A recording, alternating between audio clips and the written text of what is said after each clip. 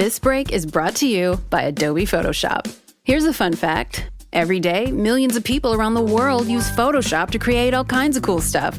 Designs for t-shirts and posters, graphics to promote brands and businesses, images for social and websites. Anyone can do it. And to the guy who put a bulldog's head on a parakeet's body, you, sir, are a genius. Get started for free today. Click or tap the banner to head over to Photoshop.com.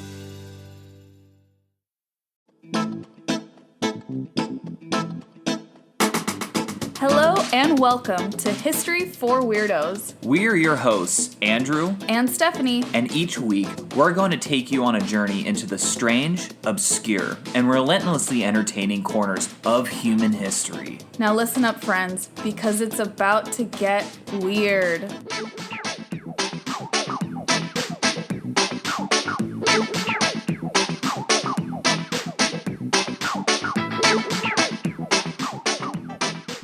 Weirdos, welcome back to episode number 104 of History for Weirdos. And happy October. Happy October, happy spooky season, and happy History for Weirdos spooky episode season.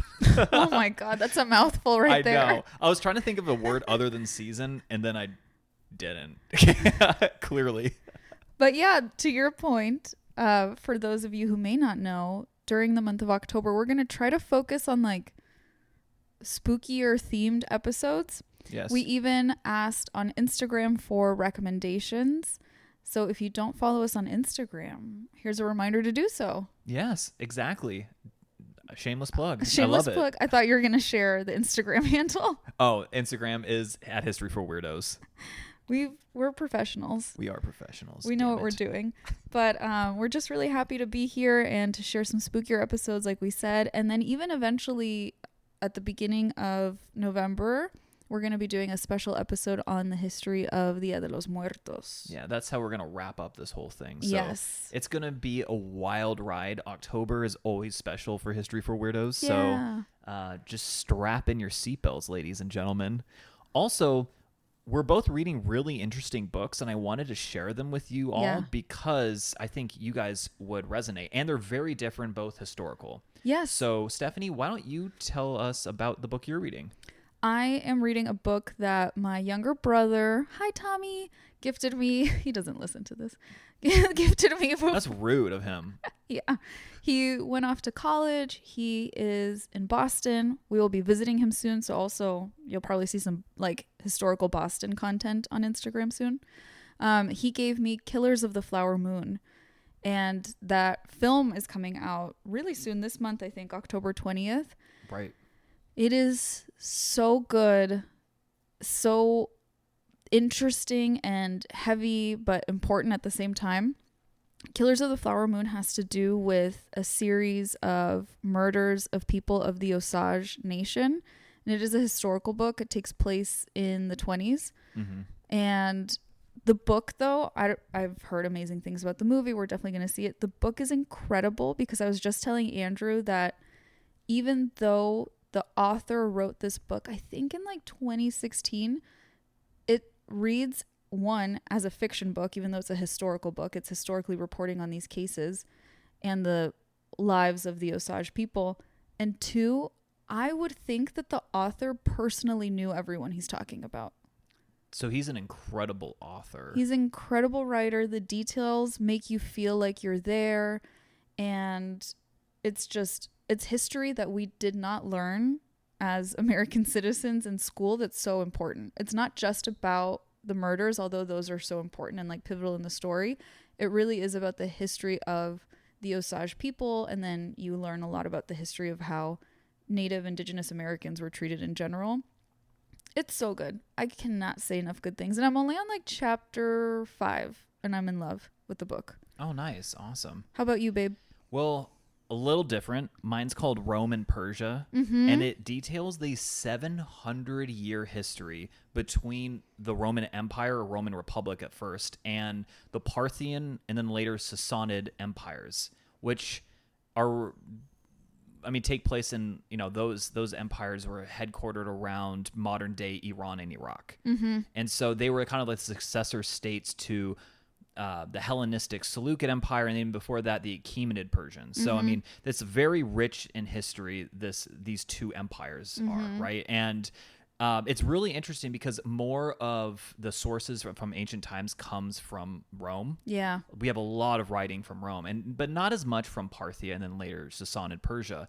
And so it's a little bit more, I think, not biased necessarily, but more lopsided. Information heavy on the Roman side. But it's really interesting because I'm just obsessed with ancient Rome, and at their height, especially towards like starting the 1st century BC is when the story kind of takes place. Rome's like on the ascendancy, and so is the Parthian Empire. And so you see these two just massive conglomerates, really, and they have no other peers besides themselves. Everyone else is like a weaker either client kingdom state or even, what the Romans would consider barbarians. Does that foster kind of like a love-hate relationship between the two? Yes, because there is definitely some what I call like co-option, which is like cooperation and competition at the same time. Oh, I like that. And a lot of times you have full-blown wars between the two empires, right?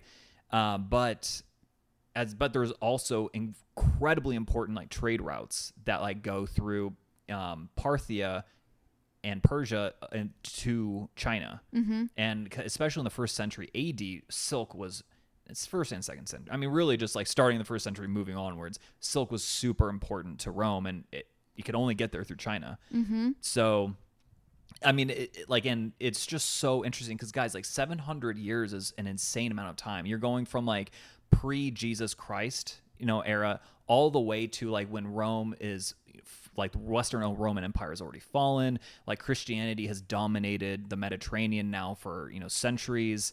But yet, you still have this empire that has just been, going strong. And then the same with Persia. Yeah. I mean, there's technically two different empires. But anyways, I could go on about this all day. We're going to get straight into the story. No, it's okay. And you should mention that book was gifted to us. Oh, that's right. Yeah. So it was gifted to us from Basic Books. They also gave us another book on Roman history. So yeah, and I'll read that shortly after. Yeah. So thank you, Basic Books. Yeah, you guys are awesome. Okay. Enough about me blathering about ancient Rome because we could be here all day. Stephanie, why don't you tell us your story for today? Yeah, of course. So I'm excited. This one is not spooky in the traditional sense, but I think people who appreciate spooky season will appreciate this topic. Okay? I'm interested. All right. So picture this. It's the 19th century and Queen Victoria is ruling the British Empire with impeccable fashion sense, right? Fashion is very big in the Victorian era. But even hotter than corsets and crinoline at this time, tuberculosis. So you're going to have to explain this. Yeah. Instead of shying away from this deadly disease, Victorian society did something really peculiar. They highly romanticized tuberculosis and made it a trend. It was kind of like the OG influencer of the era. Oh my God. Because it affected everything from fashion to literature to art of the time. And today we're going to be learning all about the Victorian era's tuberculosis trend. This is so insane. This makes like heroin chic of the 90s look like it's not that big of a deal. Yes, that's a really good comparison. That's a good comparison to keep in mind during this episode, actually. Oh my God. So people have always been stupid. It's not just a recent phenomenon. It's just like with social media, it's more of in our face. Yeah, I'd say that's a really good interpretation. I think fashion trends can be reckless, dangerous even, kind of like nonsensical. Monumentally stupid. Monumentally stupid, and it's something to keep your eye out for sure. That's good to know. But before we jump into the trend where I kind of break down how it came about and what that looked like, I'm going to give us some of the history and science of the disease itself, because that's really important to understand. So it's estimated that Mycobacterium tuberculosis, that's the scientific name, may have been around for as long as 3 million years. Okay. I mean, that makes sense. TB, what tuberculosis is also called TB, was called phthisis in ancient Greece and tabes in ancient Rome and scapiteth in ancient Hebrew. So all of these ancient cultures wrote about people being infected with the disease. Okay. In the 1700s, TB was called the White Plague due to the paleness of the patients. That's like a hallmark of the sickness. And then it was also commonly called consumption in the 1800s because it appeared as though the disease was slowly consuming you. Wow. Yeah. So uplifting. So uplifting. But before they discovered the bacteria that causes TB, they had a lot of weird ideas about the disease, of course. Of course. One was that it was thought to be hereditary, which I think is really interesting. That like is strange. If your mom had TB, you'd probably get TB at some point. And then in the Middle Ages, treatment for scrofula, which is what it was called then, and the plague of TB during the Middle Ages specifically impacted the lymph nodes in the neck. That was healed by royal touch. Oh my God.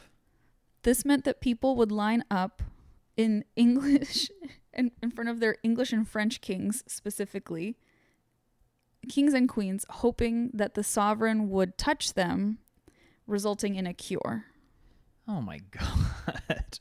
It did not. Wow.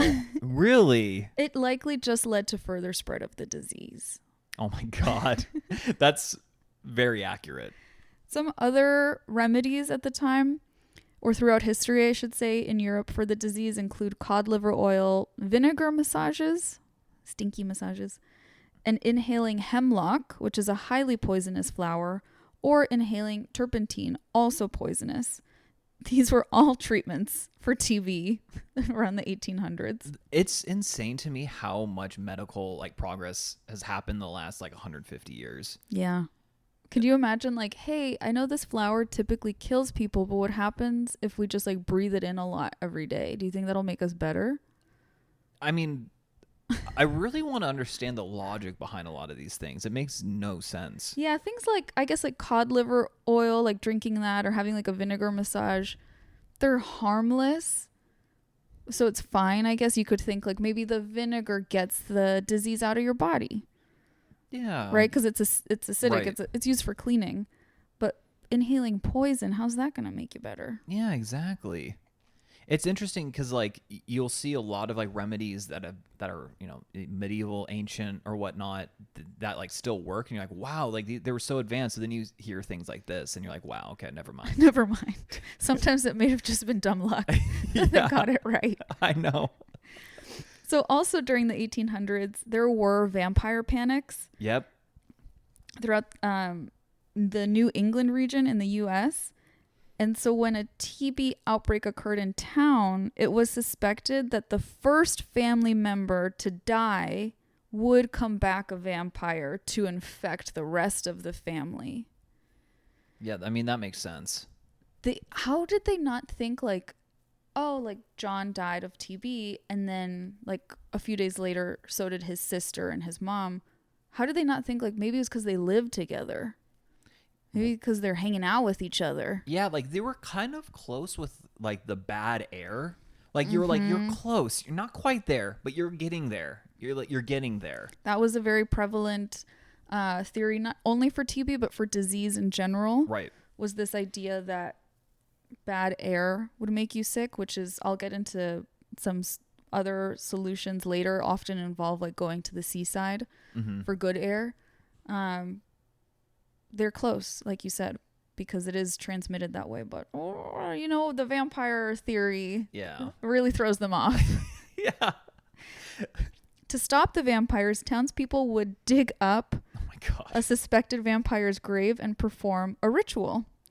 But this somehow didn't stop the spread of the disease. Wow, really? Yeah, people would still get sick and die. Huh. Go figure. Go figure. But then on March 24th, 1882, Dr. Robert Koch announced the discovery of Microbacterium tuberculosis, the bacteria that causes TB. At this point, tuberculosis had reached epidemic levels in both Europe and the United States. So this is a big, big breakthrough. But as is typical with scientific breakthroughs, even though the scientific community became aware of the cause, most everyday people didn't have that information. Right. It's not like it trickled like to them like super quickly. No. Like this is probably over the course of decades. It takes a very long time. Yeah.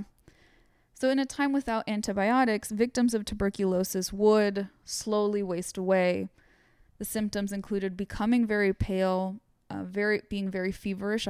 Running a high fever was a common symptom, losing a lot of weight, and coughing up blood, and then ultimately dying of consumption. Lovely.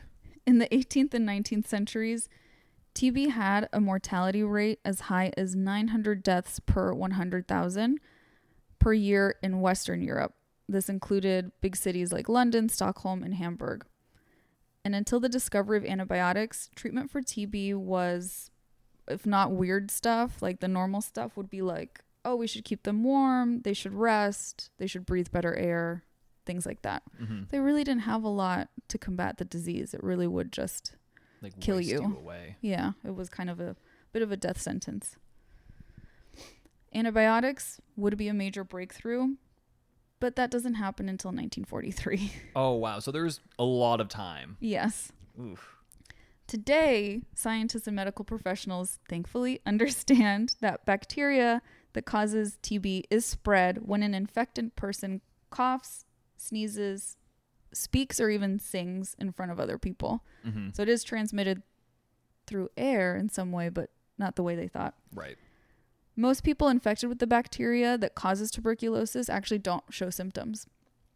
When symptoms do occur, they usually include the cough, sometimes blood tinged, but not always, the weight loss, night sweats, fever. And if you don't have those symptoms, you may or may not need treatment. I'm not a doctor, so I don't know how they determine that. But if you do have symptoms, you definitely need treatment. And it is actually really long-term use of multiple antibiotics. Oh, no. Today we use 4 drugs to treat TB.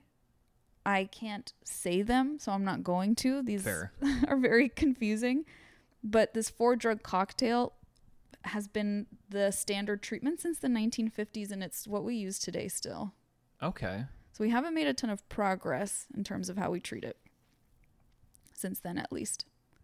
But now that we know a bit more about tuberculosis, let's get back to the Victorian era, where TB played a major role in influencing beauty standards, specifically beauty standards for women.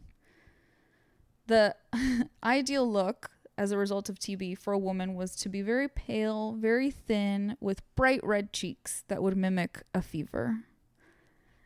This is a stark contrast, obviously, to the super tan, super strong fit look that we're interested in today. Yes.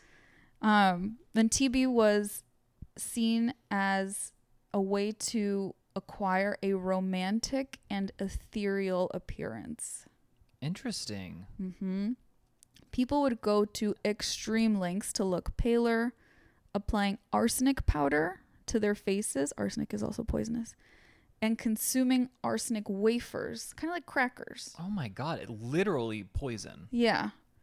To achieve this kind of sickly Victorian ghost appearance. Oh my God. Yeah. A pallid complexion alone was the ultimate symbol of refinement and sophistication. Even early photography was all about capturing that kind of ethereal, consumptive beauty, is what they called it. Consumptive beauty. It's kind of funny, actually. Photographers used soft lighting and props like a chaise lounge and shawls to create this image of like a soft, demure, sickly woman posing for photos. Wow. Andrew's face is very disturbed. I'm incredibly disturbed. It wasn't just about the look of TB, though. Having tuberculosis was like the best thing ever because people saw you as more mysterious and hot and Oh, you're so sick. That's so hot. yeah, it was very alluring. Oh my God. I just, you keep on going. Okay. I'm literally at a loss for words here. It helped portray this image of a frail and delicate person, especially again for women. That was very appealing to men. This thought that she's so helpless and sensitive that she has TB is really attractive. It says a lot about how society and how men viewed women at the time, interesting. right? Yeah. They want someone that's, I'm going to say it, they want someone that is weak. Like weakened. demure, Yeah. weak. Literally weakened by disease is the ideal wife to get. As long as, she doesn't talk that much, it's probably good. She's too busy coughing up blood. Score. And then it didn't help, I guess, that a lot of famous people contracted TB. So it made it kind of like, oh my God, like Kim Kardashian has tuberculosis. I want to have tuberculosis vibes. Jesus. Like were they like the actors or like the performers of the time? You know what's interesting is it was the writers. Oh, there you go. The writers were like the hot stuff of the time. This era is known for its very prolific writers that were popular in their time as well. So writers would either contract TB or they would write about characters with TB. And it contributed to this kind of like poetic glamour that was associated with the disease. Interesting. For example, the British romantic poet John Keats was known for his fascination with death and dying. He actually took care of his mom at a young age because when she was 14, she contracted TB and was slowly dying of it, and he took care of her until she died. So some of his best poems, such as Ode to a Nightingale, which I'm sure many of us, I know I did, read this in English class in high school. Ode to a Nightingale or Ode to Melancholy were reflections on the anxiety of human mortality. He kind of like really romanticizes death, but is also very fearful of it. Okay. Which makes sense when you think of his background. Right. His poems weren't well received at first by the other poets of his time. In fact, Lord Byron and Percy Shelley, who we talk about in a previous episode, were like kind of bitchy about his writing. They were bitchy. That's funny. They wrote like mean bitchy letters about it back and forth to each other. They'd made fun of him. Man, their lives must have been pretty small. For them. Yeah. Because Keats at some point goes to Shelley, I think trusting him and being like, I'm such a big fan. Like, what do you think of my work? And then Right. Shelley, I think he writes to Byron like, oh, his writing's basically like mental masturbation. Wow, that's so rude. And I'm like, dude, as someone who loves poetry, isn't all poetry that? Like, you could argue that for any poetry. Yeah. It's so not nice. He might have been threatened. I think so, because despite their criticisms, he did begin to receive success from the public. People liked his poems. So he could have just been jealous. Right. And I guess at the end of the day, that's the thing that matters. Mm-hmm. Yeah. If your work resonates with other people. Mm-hmm. But unfortunately, by 1820, Keats began to experience some shortness of breath. No. Or And- yes. I don't know. People were weird back then. Yeah. I don't know how to react. Yes, I guess if you were a Victorian person, you'd be like, yes, nice going. But for us, we'd be like, oh no. He also started having some lung hemorrhaging, and it turns out he had tuberculosis. His doctors advised him to take an ocean voyage. Oh my God. That was the medicine. This was a very common prescription that doctors made for sickly young men, not women. Women should not be going on ocean voyages. I mean, that's way too dangerous. Yeah. Right? Agreed. But young men in the 19th century were traveling to get better, to escape essentially the dank, cold British winters. Right. So he set sail for Rome. Ah. That's a good idea. That's a right? great idea. Unfortunately, Oh no. that boat, people got there was like a cholera outbreak. No. And so he was just surrounded by sick people, like stuck on this boat. So he has TB. People around him have cholera. Yeah. He's not getting any sort of treatment. And as a result of his untreated consumption, his lungs are destroyed. And he begins coughing up a lot of blood. Oh no. Regarding the bleeding, Keats actually wrote in his journal, quote, I know the color of that blood. I cannot be deceived in that color. That drop of blood is my death warrant. I must die. Oh. I know. He saw his mom die of the disease. Yeah, that's So he knew, and he probably knew it was close. right. Like, that's scary. the fact that you've seen someone that you love die from this and then you get it. Yeah. It's just like, okay, well, okay, I guess this is the end. And it's cases like this that led credence to the theory like, oh, it's hereditary then. Right. But it's not. No, it's not, No, it my is friends. not. Keats sadly passed away of tuberculosis on February 23rd, 1821, and he was only 25 years old. Man, I was really hoping that he would make a comeback, that he would beat it. I know. I mean, Because some people did. right, But- exactly. He was 25, so same age as Tupac. Same age as Tupac. And his untimely death added to the poet's public perception of being kind of like this tragic artistic figure, and he became even more popular. So just like Tupac. Just like Tupac. Very similar people. Yeah.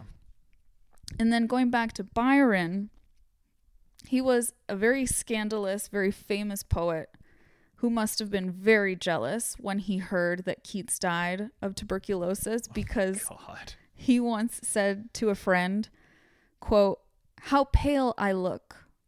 I should like, I think, to die of consumption, because then women would all say, 'See that poor Byron, how interesting he looks in dying.'" End quote. I'm just staring at Stephanie right now, like shaking my head. It's so silly. I also want to note that he's the father of Ada Lovelace, Yes. the mathematician that was covered in a previous episode. Woohoo. So if you haven't heard that one, go ahead and listen after this. I think this look that people were going for, it's actually often associated with Byron because he wrote a lot of characters that were like kind of dark and sick and sensitive and delicate. It's known as the Byronic hero, which is like a subsect of the romantic hero Yes. in writing of this time. I think a really good way for modern people to understand the look that they were going for is to just picture Timothée Chalamet. That's the exact vibe. Doesn't he look like a sickly Victorian ghost? He kind of does, actually. He's very gaunt. Mm-hmm. Very Very like pale. pale. Mm-hmm. Just kind of like, And mysterious, kind of brooding. yes. I think he's actually, in interviews, he's very silly and animated, Right. which is fun. But I think the look he gives, especially in like the red carpet, is like brooding and Yes. dark. Like, oh, like you have a terminal illness, And like you're a chronic illness. And you're haunting my manor. yeah, And that's really exactly. hot. Yeah. Yeah, I think that's basically the look that people were going for. People are very strange. I will just leave it at that. Mm-hmm. People are weirdos, which is why we have a podcast. And then both Emily and Anne Bronte, two of the Bronte sisters, died of TB. And these are the Bronte sisters. So cool. I could probably do a whole episode on them. Female group of sisters who are really well-known writers of their time. Right. They were very popular, and this again led the public to further believe that just being like, quote, sensitive made you more susceptible to TB, since these ladies wrote about very like romantic, dark, sensitive topics. Right. That makes a lot of sense. So they're like, oh, it's because they're so artistic they died. That's big brain thinking right there. But in reality, it was probably the fact that they lived together with their brother who had contracted the disease first that led to them getting sick and dying. Imagine us just like going back in time being like, no, you idiots, this is literally what this means. Their minds would be blown, or more than likely, most people would not believe us. I think we would be ignored. Yeah, we absolutely would be ignored, which is insane, because we'd be like, no, we're from the future. Like, you guys are idiots. Like, you're completely wrong. And then they would just be like, nope. Most people really love when you call them idiots and tell them that they're wrong.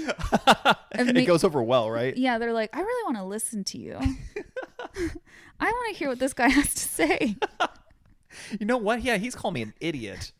He must be right. He must be right. And then the death of my beloved Jane Austen. My beloved. Everyone's beloved. I mean, let's be real. She died over 100 years before you were born. She's my best friend. Jane Austen has long been shrouded in mystery. The iconic author died in 1817, and she was pretty young too. She was only 41.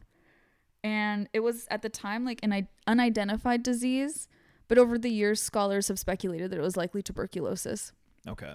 I think she just didn't have the coughing blood part, and so people didn't identify it at the time. But she was sick for a really long time, and again, people were like, "Oh my God, it's because she's a lady writer," you know? Yeah, so mysterious. So mysterious. And then artistic portrayals of TB include Puccini's La Bohème, Hugo's Les Misérables, and even a modern day example is in Moulin Rouge, when the love interest Satine in the movie, played by Nicole Kidman, Nicole right? Kidman, she's a gorgeous and elusive performer who is dying of consumption throughout the movie. Yes, I remember that. Mm-hmm. Ewan McGregor, he's the love interest, the male. He's the guy, interest, yeah, and he's like super depressed after. I think he dies at the end. I don't remember. It was so long ago. I think so. I think everyone dies. We watched that recently, and we were kind of disappointed. It didn't really hold up that well. It was weird. Yeah, I didn't. Not in the fun way. Yeah, I didn't particularly enjoy that movie. I wonder if we would enjoy a theater performance of it more. I feel like the movie was trying too hard. It was like early 2000s, incredibly campy. Really like campy, over the top campy. and really cheesy, like bad CGI. Oh, I forgot about that. Yeah. That's also. So I think that was distracting. It was.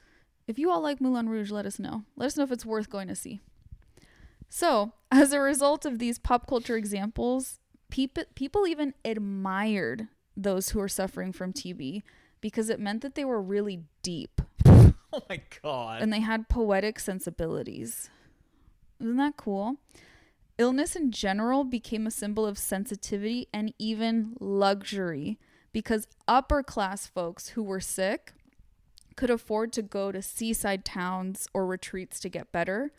The idea of this retreat into nature to lift one's spirits ultimately inspired the rise of sanatoriums. Oh, lovely. Which I mentioned in a previous episode on Starvation Heights. Right. Yeah, you did. Which is a sanatorium nightmare. That's not what most sanatoriums were supposed to be like. That was like the worst possible case of a sanatorium ever. You weren't supposed to be locked up with a crazy lady who was trying to starve you to death and rob you. Yeah. That wasn't the intention. So let's do a quick recap on sanatoriums for maybe those who don't know. This is where TB patients were treated, and it was like essentially the hottest and most exclusive vacation spot you could go to. Wealthy folks would flock to these health resorts, believing that breathing in fresh, clean air, as you pointed out, Andrew, of the countryside or the seaside would cure all their ills. It was similar to going to like a spa getaway today. Yeah. Sanatoriums were often beautifully designed and located in picturesque settings, making them the perfect place for rich people to escape poor people and rejuvenate their spirits. It is interesting that like how they're kind of close, but they're still missing the mark completely. Like it's like, okay, like for your mental health, yes. Like idea. taking a break. Yeah, exactly. Meditating kind of. They didn't like meditate the way we do because Eastern philosophy hadn't really influenced us yet, but this idea of like sitting in reflection, staring at trees. Yeah, Right. That's good for you. Yeah, exactly. Like that's good for you, but you also, if you have like a deadly disease, you need more than just that. You need more than just... You need some serious medicine. You need medicine that they didn't have. And then... I guess, yeah, they didn't even understand. I mean, they didn't understand like wee beasties or bacteria. Yeah, the wee beasties. Right. They didn't know about those. That's an Outlander reference, guys, in case you didn't know. Yeah. I think the best thing they could have done at the time would be to isolate the person with tuberculosis, right? Have them in quarantine so that the disease doesn't spread. And probably some of the more like tame interventions they did, which was like, oh, we should keep you in like a dry, fairly warm place. Right. Because at this time, think a lot of homes, even like wealthy homes would be damp, damp, dank, drafty. Yes. Which is exactly where this bacteria thrives. Right. So you would need, and probably like a lot of herbal tea. I know the Brits especially love their tea. So that if they just kept on having tea in like a warm, dry environment. Yeah. Some soup. They just need to go to Vegas. They needed to be in Vegas, sit in the desert. Vegas didn't even exist at this time, but you know. The slot machines would cure them. Is that what you're saying? Yes, especially with all the cigarette smoke. Oh, so good for your lungs. Yeah. They would have thrived.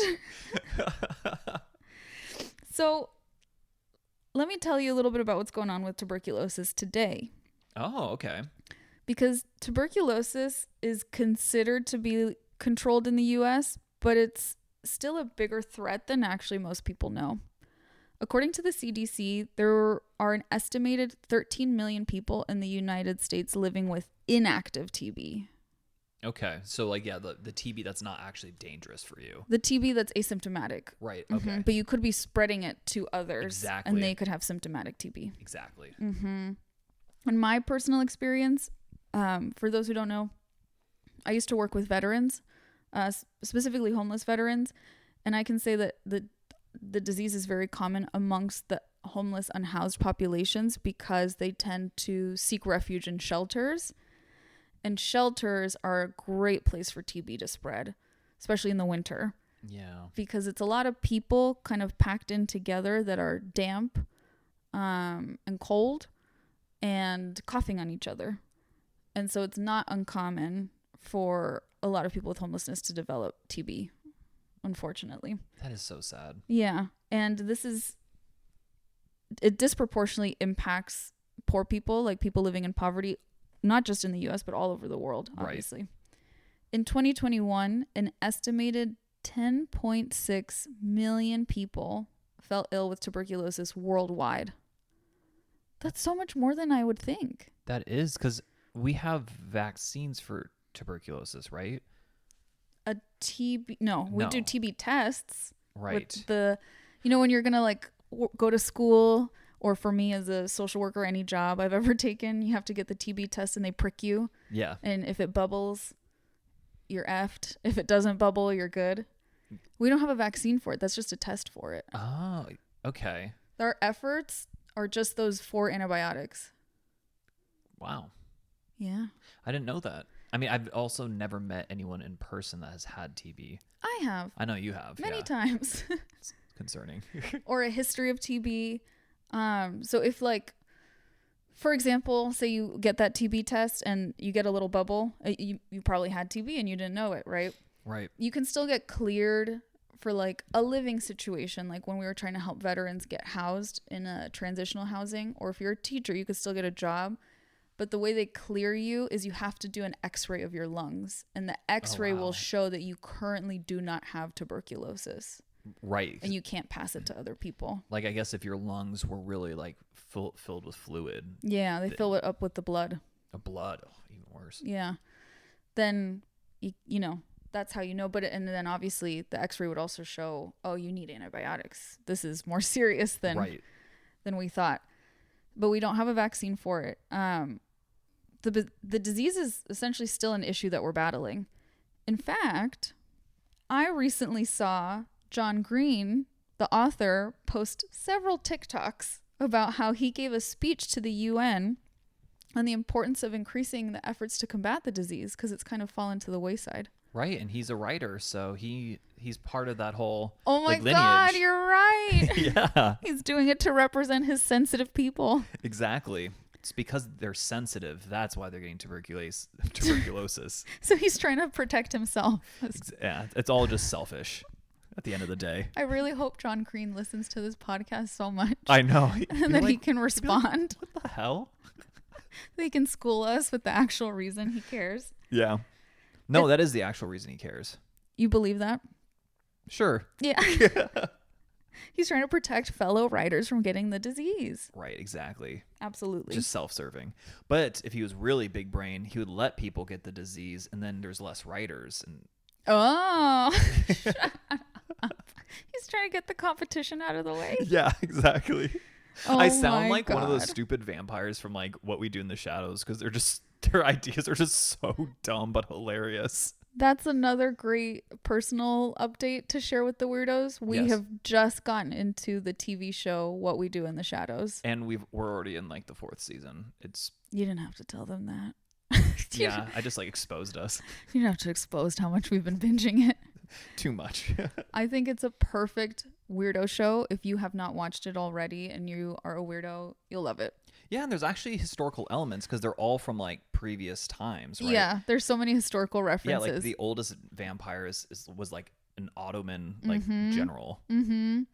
It's really funny. Yeah. It has historical references, but it's not smart. It's a dumb show. It's like a dumb show, but it's amazing. It's incredible. Like it's so. Anyways, okay, yeah, we'll get derailed if we keep on talking about that show. Check it out if you haven't. That's Yeah. our final word on that. So in hindsight, it's mind-boggling how something so deadly could be glorified and even coveted. Right. Like Byron being like, I wish I could die of TB. That's so like metal. Yeah. That's basically what he said. But the Victorian era was a time of contradictions. I think that's why I keep coming to it. Maybe that's my Roman Empire, the Victorian era. It is 100% your Roman Empire. Because it's so interesting that like societal norms and cultural values clashed in the most unexpected ways. Like Right. I also talked about the rise of spiritualism at this Yes. time when it was so highly Christian and conservative, but also everyone wanted to talk to the dead. I love it. I also want to point out that in order for your case of tuberculosis to be seen as fashionable, you had to be young, ethnically British or Western European, and rich, most importantly. Yeah. Most people who battled with this horrible disease did not have access to bougie sanatoriums and did not gain any social clout for being ill. If you were poor in TB, that was not the vibe. That wasn't trendy. Wow. So there's like, I feel like there's still some corollaries today.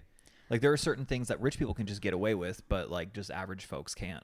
I 100% agree. I think an example that I have noticed is when a celebrity comes out and shares that they've been struggling with like a mental illness, and people are like, wow, you're so brave. You're so cool for going to therapy. But if someone in your personal life shares that they have a severe mental illness, people get kind of like weird about it. Yeah, especially as a psychotherapist yourself, that must just really irk you. Yeah, it's still certain things that are stigmatizing for the masses are seen as exceptional, Right. for rich and famous people. You know, and it's funny, like in my kind of sphere, one thing that I think that pisses me off more than anything is like, you know, disenfranchised people just getting food stamps, right? That's like seen as just like garbage. But like, Oh, it's very stigmatized. Yeah, incredibly stigmatized. But multi-billion-dollar corporations get tax like write-offs and even handouts from the government, and sometimes in the millions or billions of dollars, and it's billions of dollars. and it's just seen as, oh well, they're just smart businessmen. What? Yes. No, it's not have anything to do with smart. They're just literally just like leeching off of our taxpayer money. Exactly. Like, It's just that's such a great point. Why are there so many things where if you're rich, it's seen as being smart or being better, right. and if you're not, it's seen as low class? I hate it. It's so messed up, and it's something that we're still struggling with. Right. Today, you'd think we're going over this like tuberculosis trend, and I'm sharing it because it's so outlandish and weird and silly, and we can laugh a little bit about it. But in some ways, we're no better. Exactly. I 100% agree. Like, I mean, there are stupid trends, and this honestly is dumber than most recent trends.